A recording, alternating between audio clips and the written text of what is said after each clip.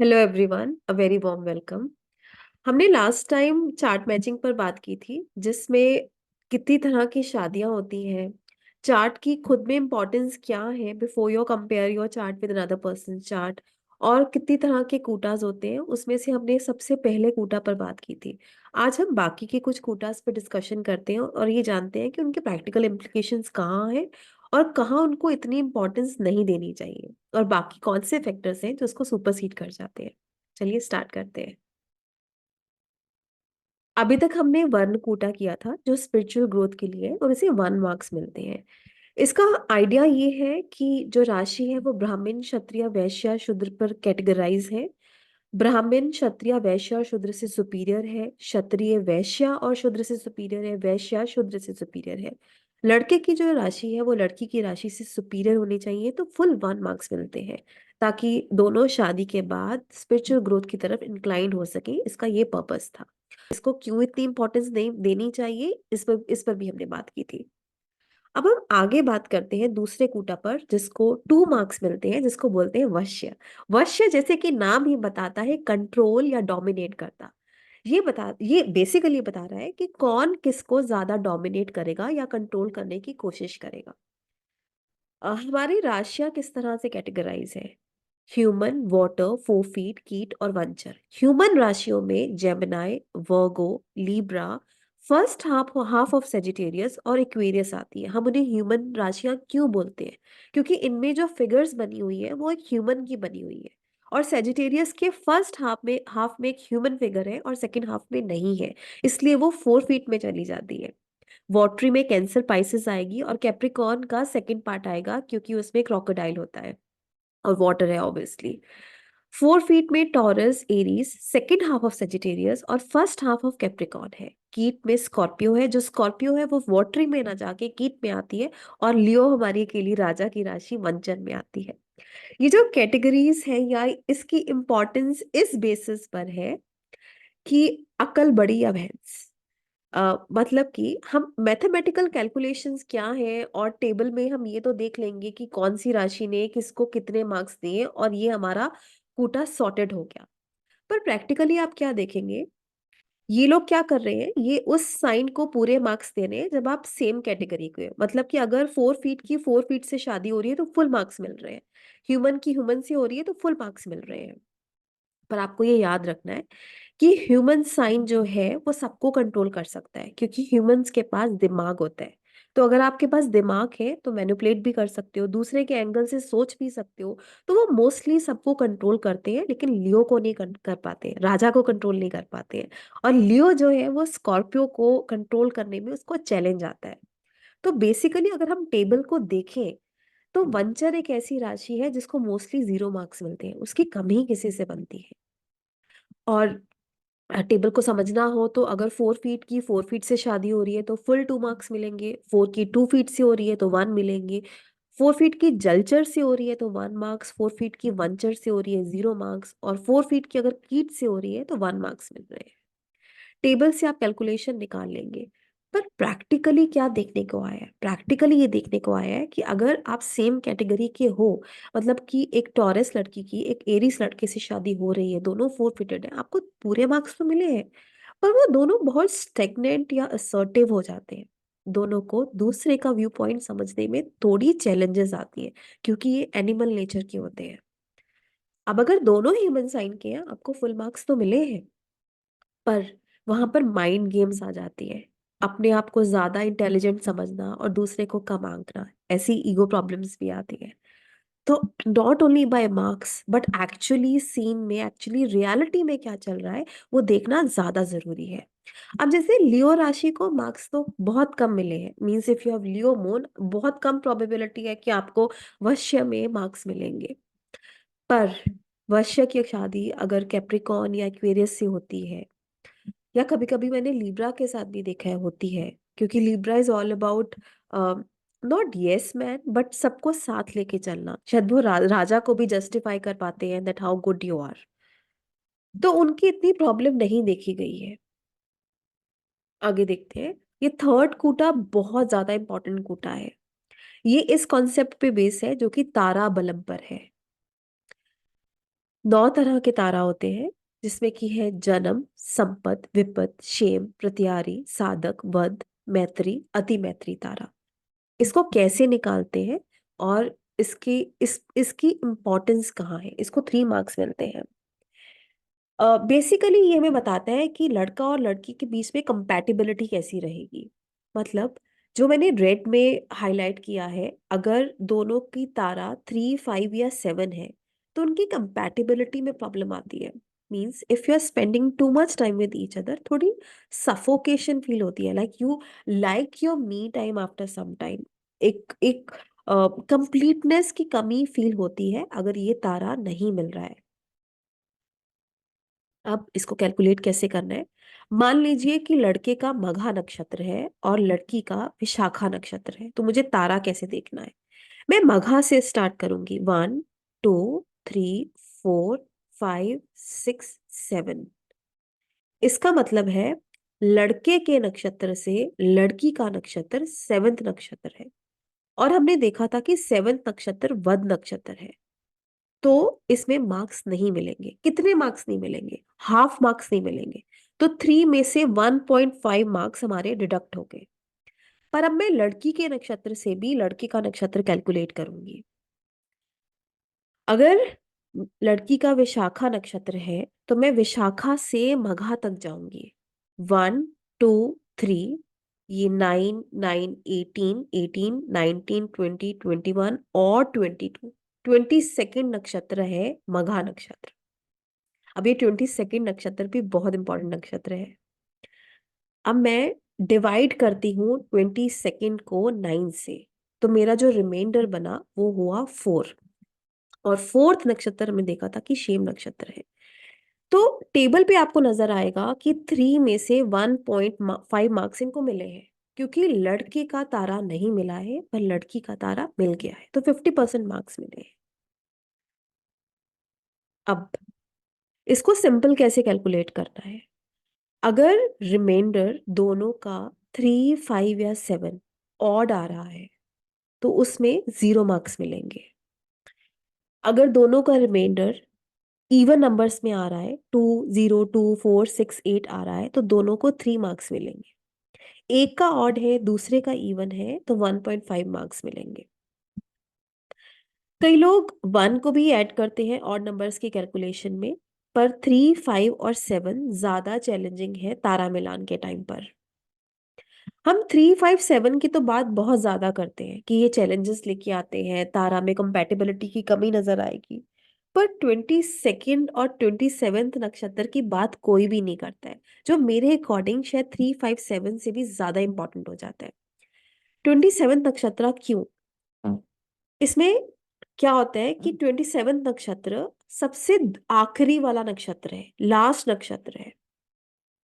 तो क्या होगा कि अगर फीमेल का नक्षत्र मेल के नक्षत्र से 27th है तो उसको नधूर नक्षत्र बोलते हैं। नधूर, वो female will not feel like as if she is part of the family. वो थोड़ी लेफ्ट आउट फील करेगी, उसको लगेगा कि मेरी जगह यहाँ पर नहीं है, मैं यहाँ पे बिलोंग नहीं करती। पर इसके कुछ एंटीडोट्स हैं जो इस नक्षत्र को या इस कॉन्सेप्ट को काफी नलिफाई कर देते हैं। मतलब जो आने वाले हम तारा करेंगे, आने वाले हम जो गुण मिलान करेंगे, उसमें अगर ग्रह मैत्री या गण मैत्री हो रही है तो इसकी कोई रेलेवेंस नहीं है। फिर अगर कोई फीमेल कृतिका, हस्त, मघा, मृगशिरा, पूर्वाषाढ़ा, अश्विनी, स्वाति या शतभिषा नक्षत्र में पैदा हुई है तो ये दोषा नलिफाई अपने आप हो जाता है। कहने को तो कृतिका, हस्त, मघा, शतभिषा ये सभी नक्षत्र शादी के लिए बहुत अच्छे नहीं लिए गए हैं, स्पेशली फॉर फीमेल्स। तो अगर फीमेल का ये नक्षत्र है तो उसको ये दोषा नलिफाई कर रहा है। Very weird, but may be they know how to make their place by themselves.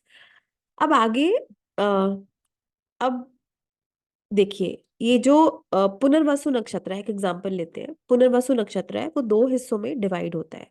उसका उसके 3 चरण जेमिनाई में आते हैं और उसका एक चरण कर्क में आता है। तो अगर लड़की का नक्षत्र पुनर्वासु कर्क वाला है और लड़के का पुष्य वाला है तो मतलब कि वो सेम राशि में पड़ता है। लड़के का पुष्य नक्षत्र ऑब्वियसली पूरा पुष्य नक्षत्र कर्क राशि में आता है, और लड़की का जो पुनर्वसु नक्षत्र है वो कर्क वाला हिस्से का है। तो इधर नधुर दोषा नहीं लगेगा क्योंकि राशि सेम हो गई है। पर अगर लड़की का पुनर्वासु जेमिनाई वाला है और लड़का पुष्य वाला है तो इधर नदूर नक्षत्र दोषा लगेगा। दोनों के नक्षत्र एक ही राशि में पड़ते हैं तो नधुर दोषा नहीं लगेगा। इस थर्ड प्रिंसिपल से बहुत सारे नक्षत्र हैं जो इस कैटेगरी से बाहर निकलते हैं। बट एनी केस, अगर हमें एंटीडोट या हमारी कैंसिलेशन नहीं भी हो रही है और आपको लड़की का नक्षत्र 27th मिलता है, तो always suggest your male client कि आप ये स्टार्टिंग से मेक श्योर करें कि आपकी वाइफ फैमिली में लेफ्ट आउट फील नहीं करे, उनको ऐसे लगे वो पार्ट ऑफ द फैमिली है। आगे 22nd नक्षत्र की बात करते हैं। ये बहुत अनहैप्पी नक्षत्र माना जाता है जिसको हम वैनाशिक नक्षत्र बोलते हैं। बाकी कुछ मैच कर रहा है या नहीं कर रहा है, अगर यहाँ कंपैटिबिलिटी में कमी आती है तो पूरा चार्ट बहुत अच्छे से देखना चाहिए। जैसे अगर मैं अश्लेषा से कृतिका काउंट करती हूँ तो ये 22nd नक्षत्र होगा। इसका मतलब है अगर अश्लेषा वाला कृतिका वाले से लड़की हो या लड़का हो शादी करती है तो ये अनफेवरेबल है, उनको खुशी नहीं महसूस होगी शादी में।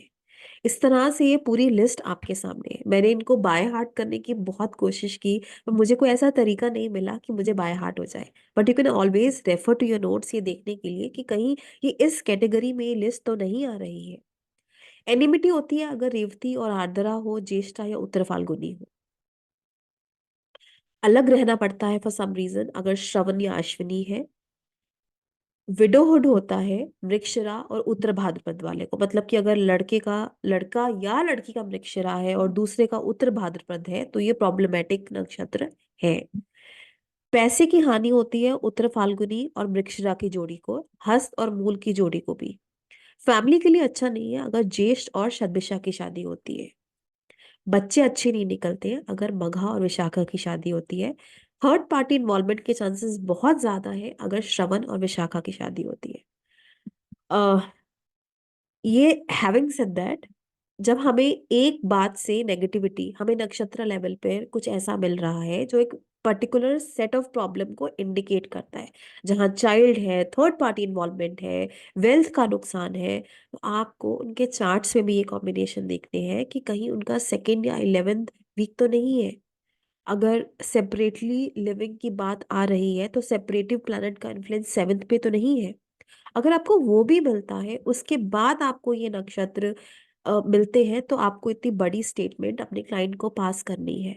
अदरवाइज सिर्फ इसी के बेसिस पर एक कंक्रीट डिसीजन लेना मुश्किल हो जाएगा आपके लिए भी और क्लाइंट के लिए भी।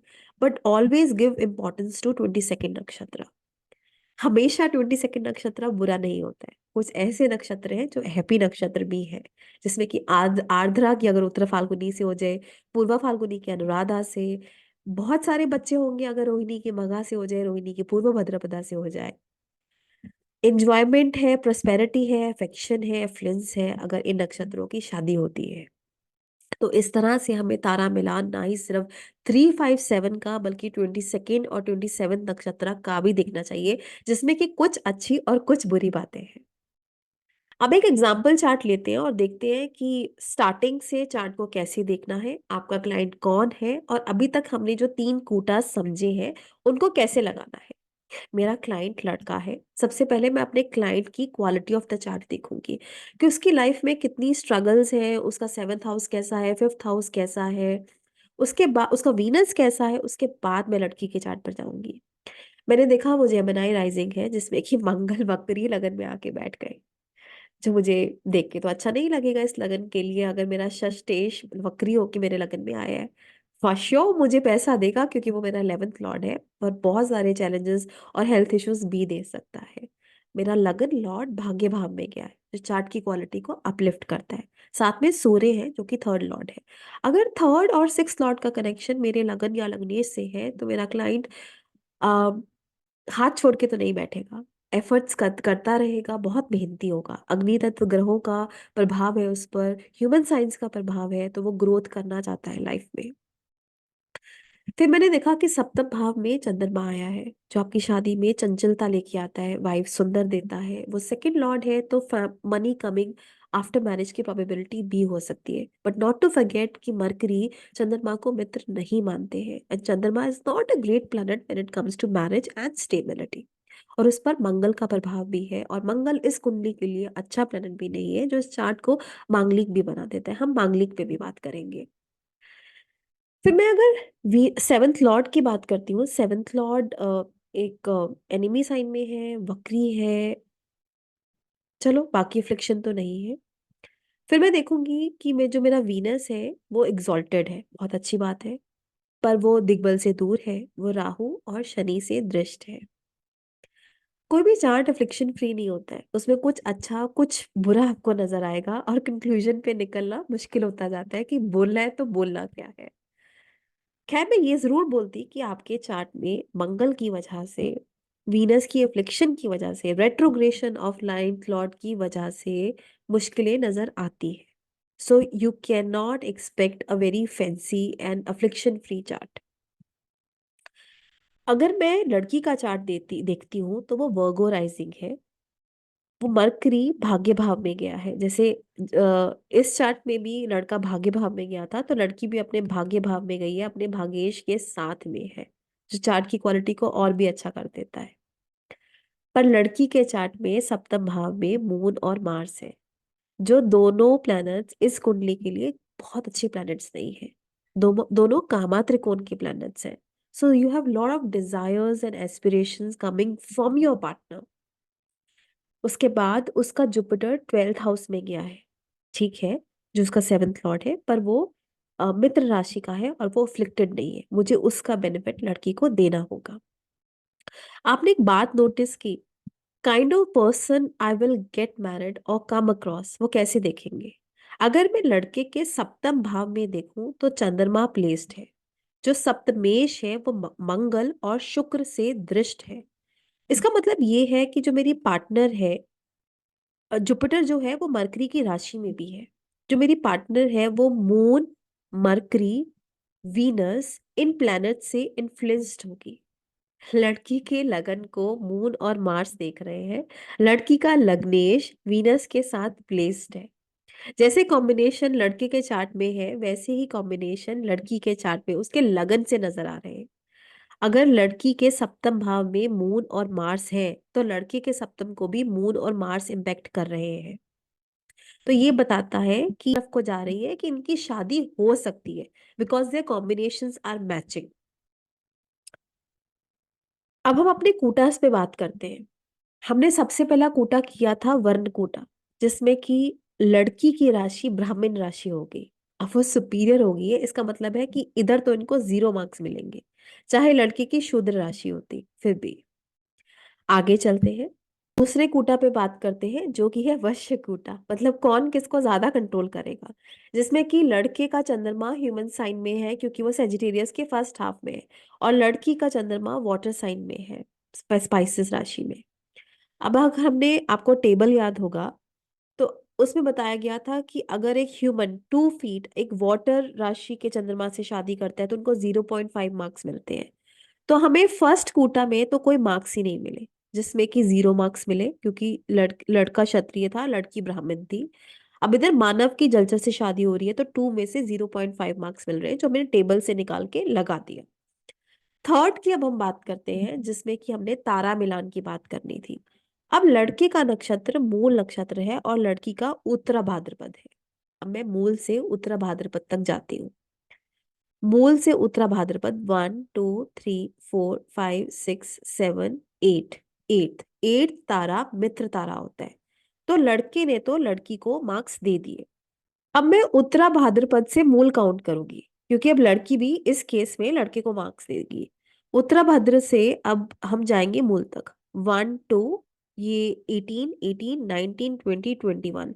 21 को अगर मैं 9 से डिवाइड करती हूँ तो मेरा रिमाइंडर बचा 3, और थर्ड तारा था हमारा विपत तारा। इसका मतलब क्या हुआ कि लड़के के लिए तो लड़की का तारा मित्र तारा है, पर लड़की के लिए लड़के का तारा विपत तारा है। तो उनको 1.5 मार्क्स मिले हैं। 3 5 या 7 नक्षत्र तो नहीं है, वो देखने के बाद हम 22nd और 27th नक्षत्र पर भी ध्यान देंगे। ऑब्वियसली ये 27th नक्षत्र तो नहीं है, पर कहीं 22nd नक्षत्र तो नहीं है। चलिए वो भी देखते हैं। नक्षत्र उस कैटेगरी ऑफ 22nd नक्षत्र में तो नहीं आता है जहां प्रॉब्लम होती है, वो भी देखते हैं। लड़की का उत्तरा भाद्रपद था और लड़के का मूल। तो मेरा ध्यान मूल और उत्तरा भाद्रपद में आएगा। मूल का हस्ता के साथ नहीं होना चाहिए। बस बाकी कैटेगरी तो हैप्पी कैटेगरीज में है। तो मुझे ये पता लगा कि इन तीनों कूटास को प्रैक्टिकली चार्ट्स पे लगाना क्या है। 3 5 7 के साथ साथ 27 और 22 नक्षत्र को भी इंपॉर्टेंस देनी है। और अगर कोई प्रॉब्लम कोई भी कूटा इंडिकेट कर रहा है तो क्या चार्ट की क्वालिटी भी मुझे वैसी ही प्रॉब्लम दिखा रही है। इन सारी बातों को, इनफैक्ट D9 कितना इंपॉर्टेंट हो जाता है, दशा कितनी इंपॉर्टेंट हो जाती है, और कौन से फैक्टर्स हैं चार्ट मैचिंग के टाइम जो इंपॉर्टेंट रहते हैं, वो सब देखेंगे हम। पहले जो हमने साइनेस्ट्री और तिथि के स्वामी से मिलान समझा था उसे भी हम जानेंगे। आई एम श्योर ये सीरीज बहुत इंटरेस्टिंग होने वाली है। अगर आपको कूटास मिलाने आते भी हैं फिर भी आपको यहाँ से कुछ एक्स्ट्रा जरूर मिलेगा। Thank you so much.